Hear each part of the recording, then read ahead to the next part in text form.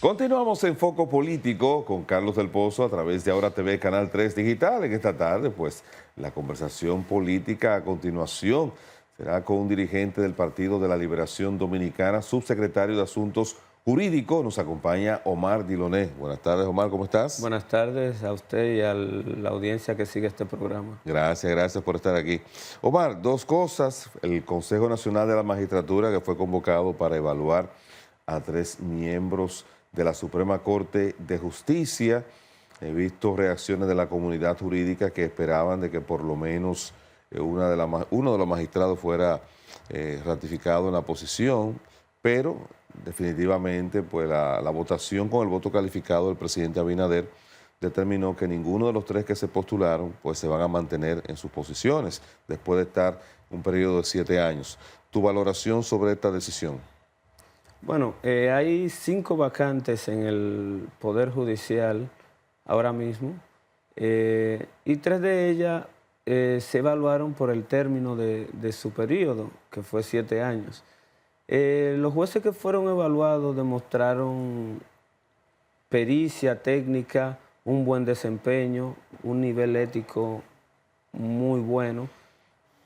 Y hay una preocupación de que la decisión del Consejo no obedeció a una evaluación profunda del desempeño de esos jueces, sino a una actitud del presidente de que ya esos jueces no estuvieran ahí. Porque incluso llegó a un empate técnico y es donde se le ofrece un voto calificado, un voto de calidad, como se dice, que es el voto del presidente, que es un voto doble.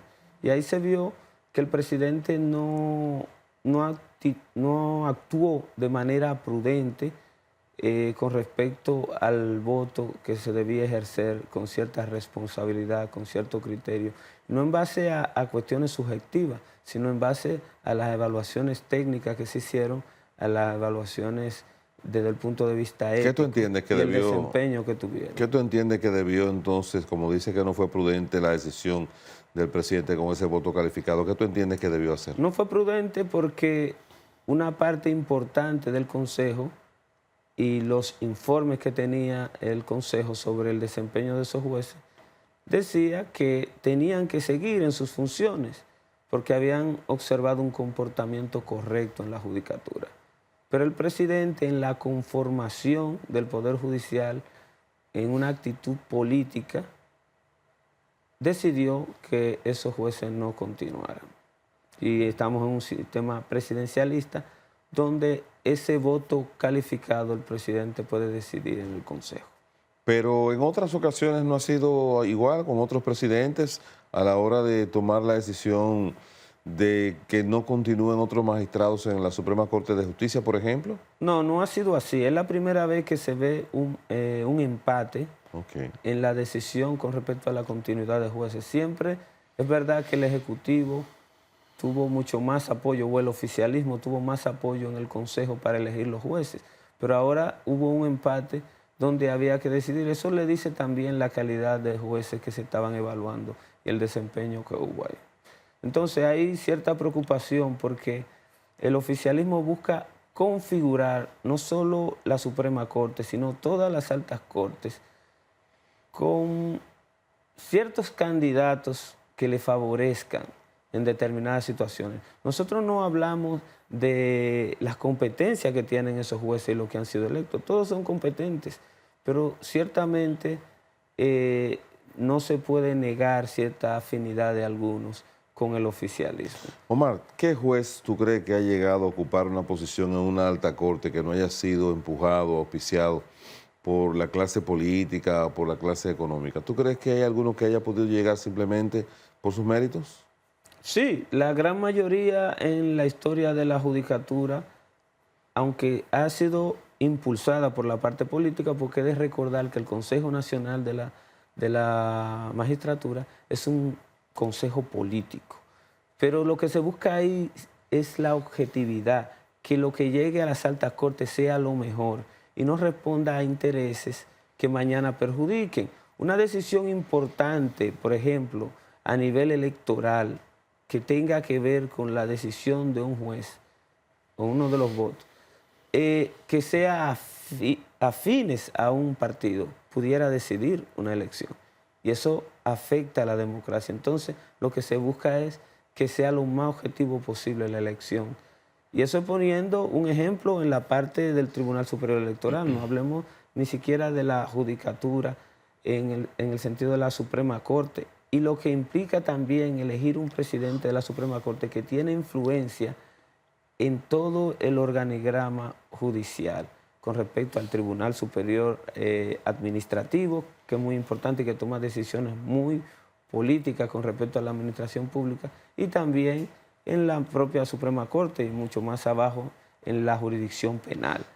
Y eso es preocupante porque la jurisdicción penal ha tomado un giro con respecto a los casos de corrupción, en lo cual se le ha dado una bandera política. Antes de irnos ahí a la parte de hablar de la corrupción, yo quiero volver a algo que dijo el ministro de la Presidencia, José Ignacio Paliza, y presidente del PRM, cuando lo cuestionaron sobre la decisión que se tomó en el Consejo Nacional de la Magistratura, cuando la tomó el presidente de la República. Él dijo que fue una decisión apegada a la Constitución y que ellos están haciendo lo que prometieron en campaña, de que no iban a seleccionar personas que estuvieran vinculadas a políticos, que ellos estaban propiciando por la inclusión de personas, en este caso las altas cortes, por personas independientes. Te pregunto ahí, ¿tienen ustedes ya alguna información o tienes tú alguna información de quiénes van a ser los nuevos jueces? Porque la reacción como que se percibe es de como si se supiera de antemano que van a colocar allí a personas o van a favorecer allí a personas allegadas. ¿Hay alguna información en ese sentido? Bueno, ciertamente el oficialismo no guarda mucho las formas. Recuerdo yo cuando se iban a elegir los jueces del Tribunal Constitucional. Ya era vox populi, ya se sabía de antemano, con mucho tiempo de antelación, quién iba a ser el presidente del Tribunal Constitucional. Y eso de alguna manera afecta la credibilidad del Consejo y la objetividad que tiene que tener con respecto a las elecciones de los jueces que integrarían las altas cortes. De antemano se rumora que un jurista apellido Langa pudiera ser el presidente de la Suprema Corte, y eso es muy grave, porque ni siquiera han empezado la evaluación de los candidatos. Ya de antemano se sabe quién será el presidente. Se están dando elecciones sin evaluaciones. Sí, porque ahora hay 5 vacantes y comenzarán las evaluaciones de los candidatos. Entonces ya eso es grave porque no se está viendo el currículum ya de lo que se están presentando. Y ya se prejuzgó todo y de alguna manera se preseleccionó, es la palabra correcta, a los jueces. Y lo que se podría ver ahí entonces es como una pantalla para que los candidatos se presenten. Y eso pierde credibilidad. Y las instituciones investidas con rango constitucional, como el Consejo Nacional de la Magistratura, debe ser una institución con credibilidad de que va a elegir lo mejor y va a crear el contrapeso entre los poderes públicos y los órganos constitucionales. Si el PLD estuviese formando parte del Consejo Nacional de la Magistratura, ¿tú crees que en esta coyuntura asumiría una posición con respecto a esa decisión de preselección, o tú crees que simplemente votaría basado en su convicción? Fíjese, yo vi una entrevista a Guido Gómez Mazara, sí, que mencionaba que habían sido elegidos políticos allegados al PLD. Cuando el PLD llega al gobierno y luego posteriormente llega el mandato del presidente Danilo Medina, ¿quién era el presidente del Tribunal Constitucional? Era Milton Ray Guevara. ¿Era un dirigente político del PLD? No. Nunca lo fue. ¿Y cómo estuvo configurado ese tribunal? Para ponerle un ejemplo, Jotin Curi, ¿era miembro de algún partido? No, un jurista probado en el área constitucional, independiente. Hermógenes Acosta, ¿era de algún partido?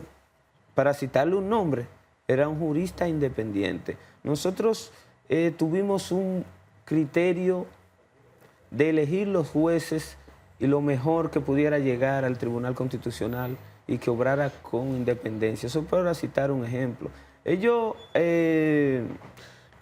Remarca mucho sobre la elección de Luis Henry Molina como presidente de la Suprema Corte de Justicia. Ellos se refieren mucho a Luis Henry. Sin embargo, Luis Henry Molina era un abogado con competencia para estar en la Suprema Corte de Justicia. Renunció del PLD.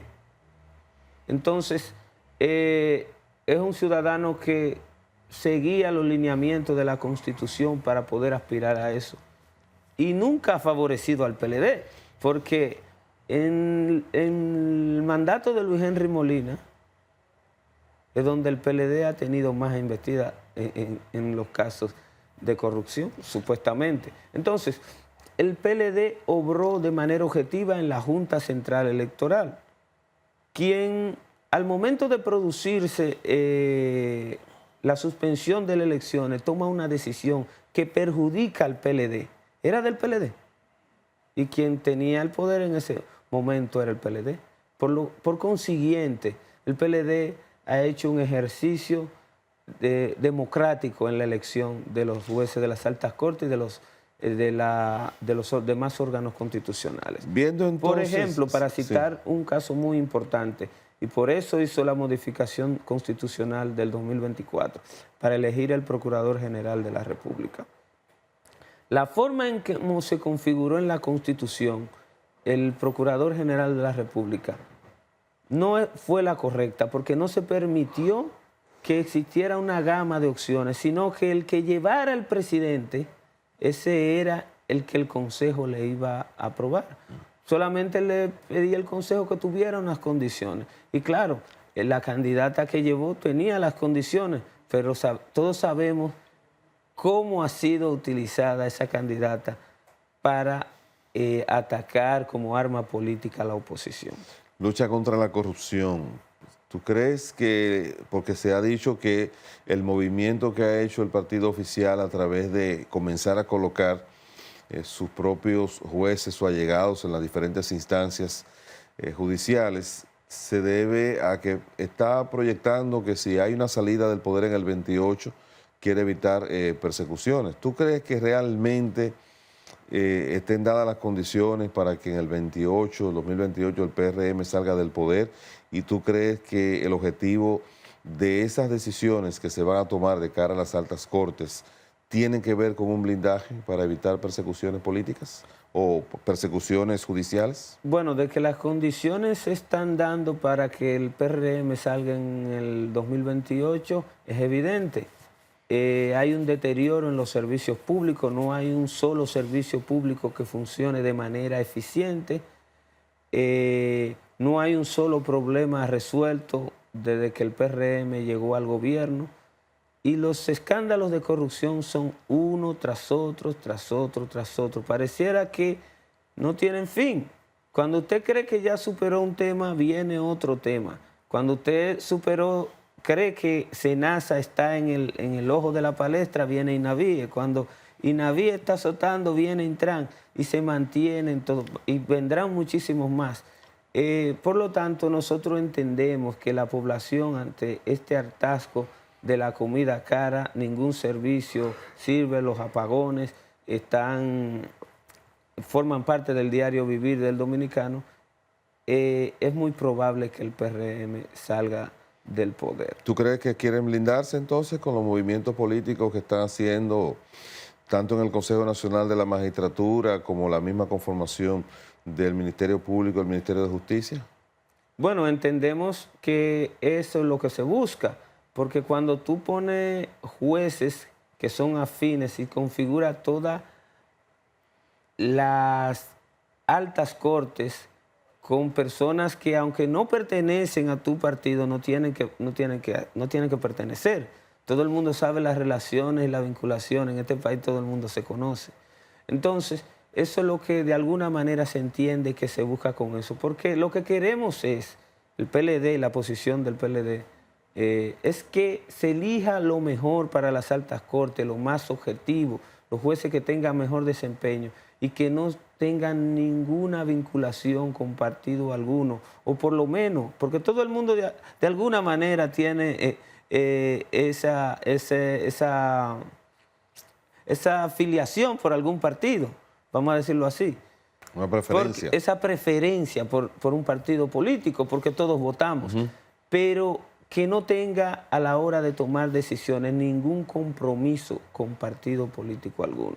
Eso es lo que se espera de una democracia, eso es lo que se espera del contrapeso de los poderes públicos, que no sean sellos del Poder Ejecutivo, que a la hora de tomar una decisión lo hagan con la objetividad que se requiere. ¿Cómo anda el PLD? ¿Qué actividades tienen programadas para esta semana? Y también preguntarte qué ha pasado con la decisión de la selección del candidato presidencial, si se van a mantener para el 2027 esa decisión. Esta semana tenemos, bueno, ahora reciente, teníamos la asamblea en Santiago, la Asamblea Provincial de Santiago, todo un éxito. Sí. Y sí, nosotros somos respetuosos de las leyes. ¿No van a hacer consultas internas? Y de las decisiones de las jurisdiccionales, sino que los candidatos en su derecho harán sus consultas, conversarán con compañeros. A nadie se le puede impedir la libertad de reunión que debe de tener. Ahora, actos proselitistas y elección de candidatos en este año no se hará. Todo está pautado conforme ya se conversó para el 2027. Entonces esperaremos que el PLD como organización elija el mejor candidato para ganar las elecciones del 2028 y poder sacar al PRM del gobierno. Planes de contención que piensa implementar el PLD, porque vemos que la salida de dirigentes otra vez ha tomado como una dinámica. Eso estaba como medio dormido, pero se ha despertado nuevamente. Mire, los dirigentes que están firmes a nivel estructural con el PLD están ahí trabajando en el día a día en la línea organizativa y electoral. El que se está yendo estaba muy desvinculado de los trabajos partidarios y espera momentos coyunturales para anunciar su renuncia, pero ya hace años que en la práctica se había desvinculado del partido. Todos los días se están haciendo juramentaciones en las asambleas, pero eso quizás desde el punto de vista de la opinión pública y la publicidad que le da el oficialismo no importan, sino lo que importa y la publicidad que se le da es al que se va. Entonces, lo que importa es quién viene a trabajar por esta organización, a aportarle y a seguir los principios que tiene el partido, y el que viene también a trabajar para que el partido pueda ganar las elecciones en el 2028. Bueno, pues muchas gracias a Omar Diloné por estar aquí con nosotros. Muchas gracias a ustedes por la invitación. Sí, deseándote los mejores éxitos. Nosotros vamos a otro contacto de publicidad, pero nos queda mucho más contenido aquí en Foco Político con Carlos del Pozo. No se vayan.